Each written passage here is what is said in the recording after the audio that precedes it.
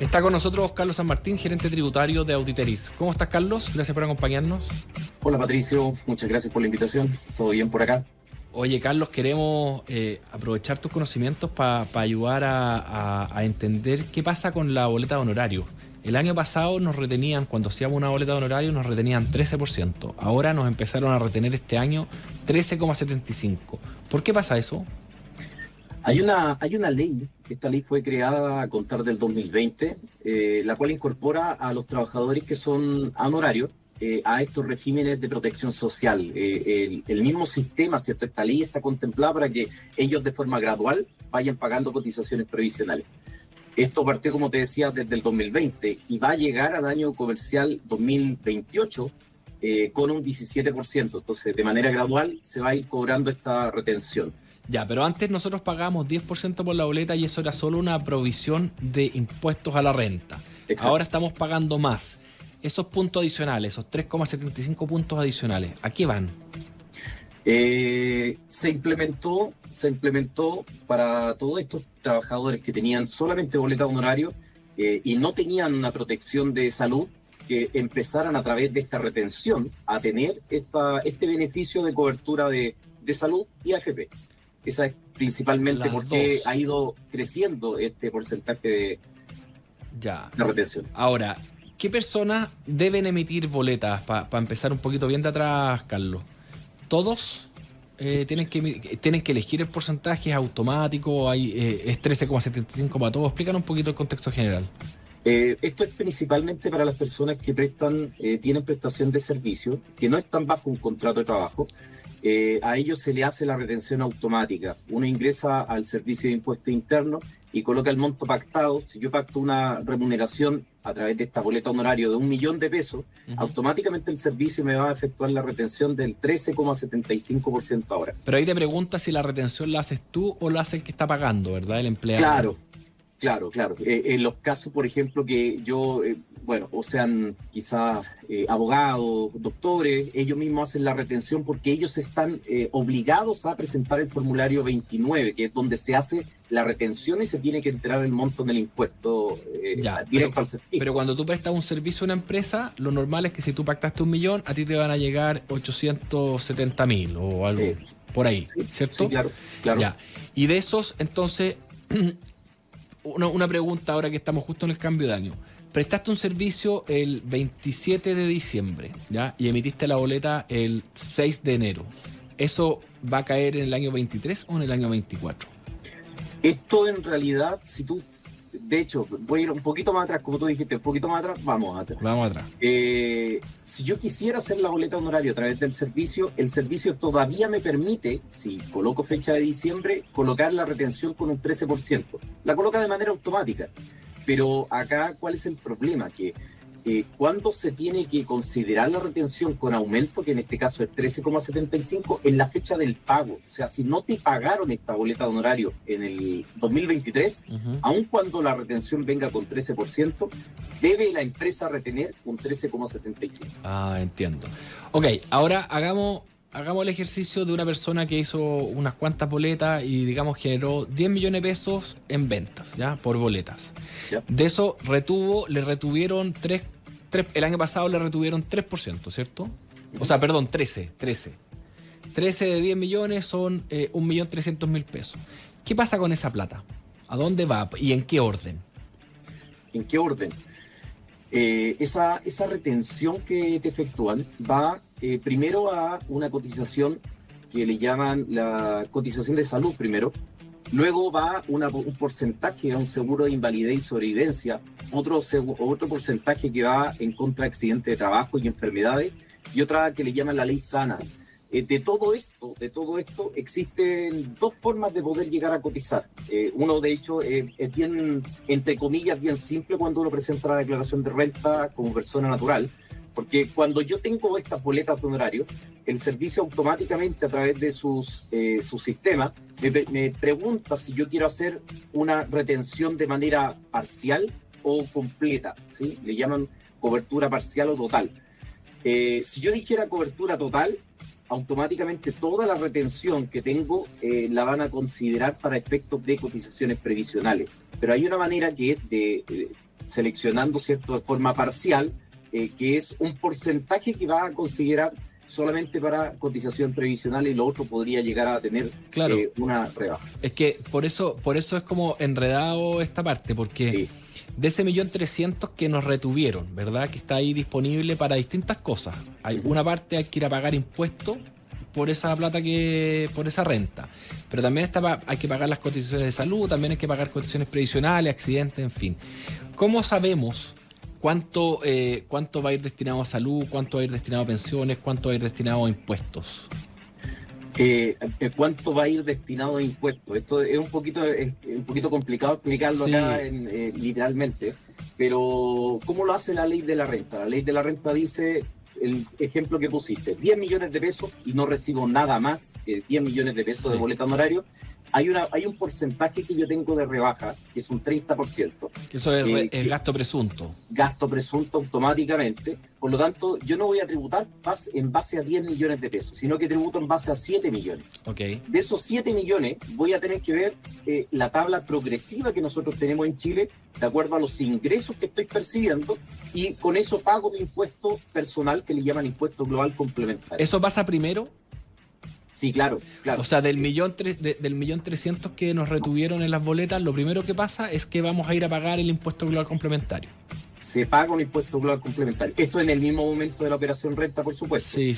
Pago mi impuesto global complementario, impuesto personal, y luego, ¿cierto?, a continuación viene la rebaja que podría ser por estas cotizaciones previsionales que me han retenido, pero como existe este porcentaje de cotizaciones previsionales de manera parcial, una parte de eso va a ir a compensar aquel impuesto a la renta, y si no alcanzó el monto completo para poder pagar este impuesto a la renta, voy a tener que desembolsillar, obviamente, y pagar en efectivo este monto.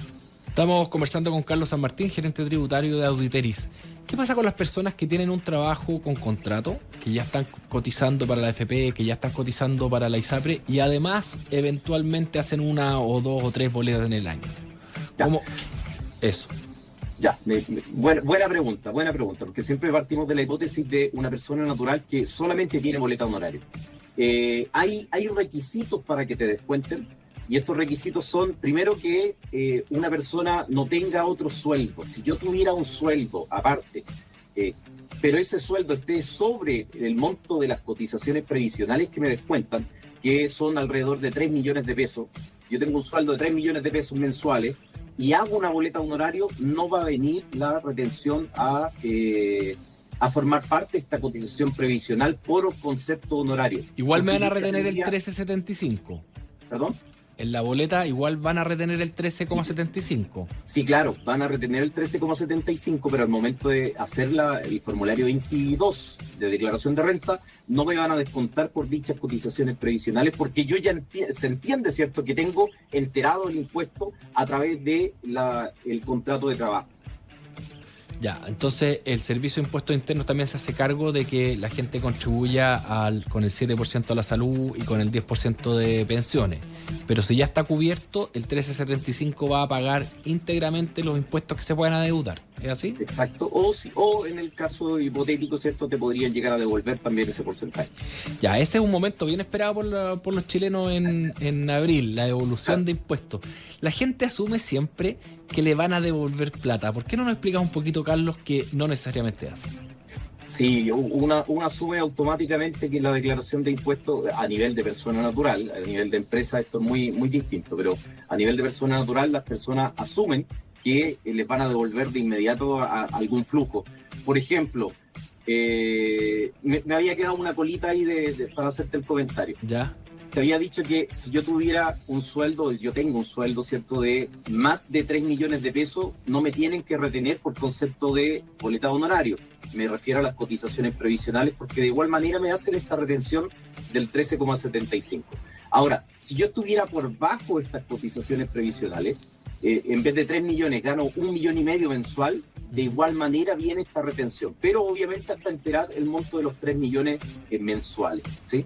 ¿Se entiende? Ya, entonces cuando venga la liquidación de abril, lo primero que va a pasar es que el servicio va a tomar cuánta plata ya provisionamos como impuestos, va a considerar si es que todavía debemos plata a la cotización de salud, va a considerar si todavía debemos plata al sistema de pensiones, y después de eso, si es que nos sobra, nos van a devolver. Exacto, exacto. Y atendiendo a tu pregunta de por qué uno piensa que automáticamente le van a devolver, uno venía con este concepto antes de esta ley del año comercial 2020, que todas estas retenciones que me efectuaban, pagaba el impuesto, obviamente, pero de igual manera me efectuaban esta devolución de impuesto o de retención. Ahora, por ejemplo, si una persona natural declara automáticamente y solamente tuviera sueldo, también por el reajuste de la UTM, también automáticamente le van a devolver un delta.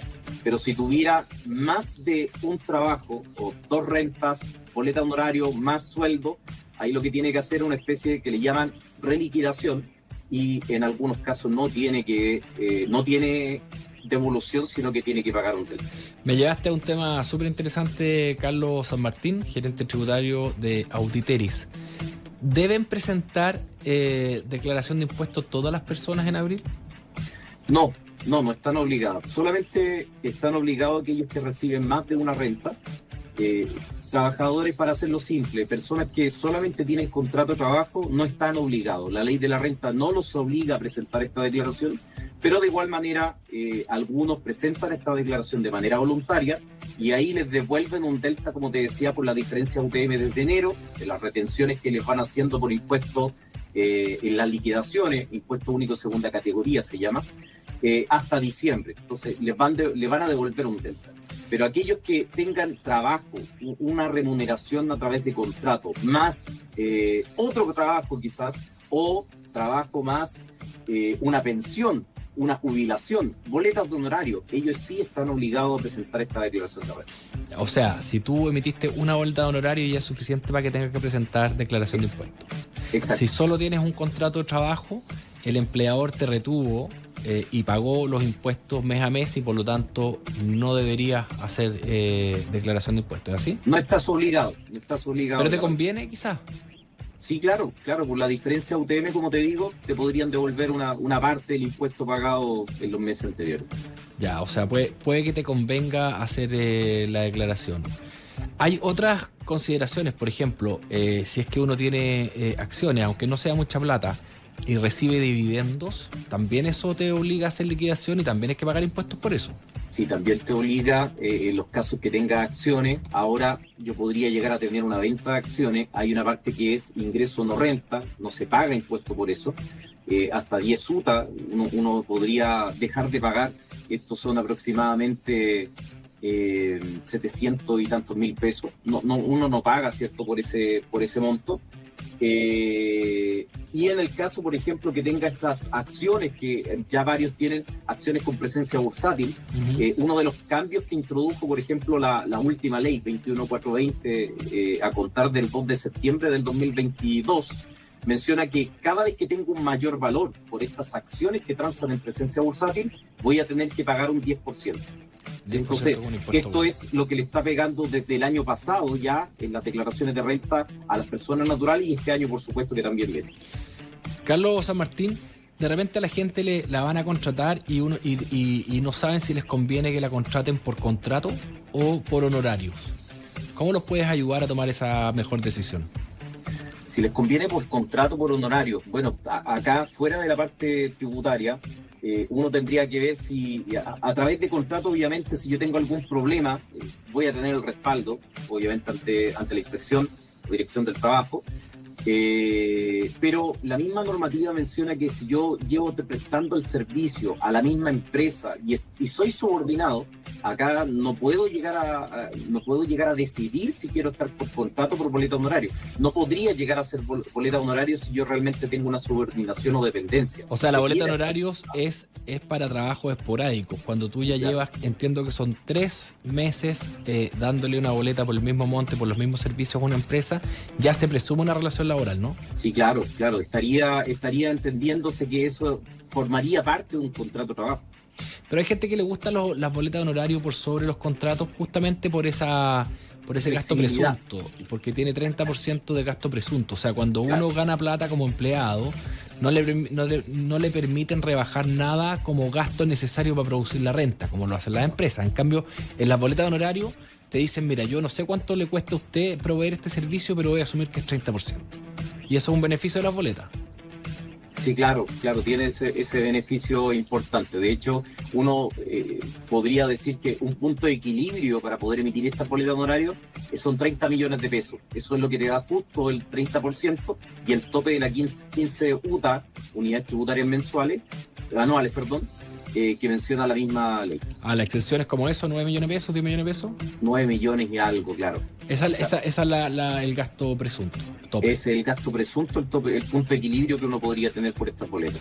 Perfecto, pues súper interesante, Carlos San Martín, gerente tributario de Auditeris. Muchas gracias por ayudarnos a aclarar algunos de los temas tan áridos, tan complejos, que para mí es el tema contable y tributario. Muchas gracias, lo hiciste muy fácil. Gracias, Patricio, que estés muy bien. Un abrazo. Gracias. Nosotros seguimos aquí en Voces Transformadoras. Avanzamos, crecemos y te acompañamos. Estás escuchando Voces Transformadoras con Patricio Esquenazi, presentado por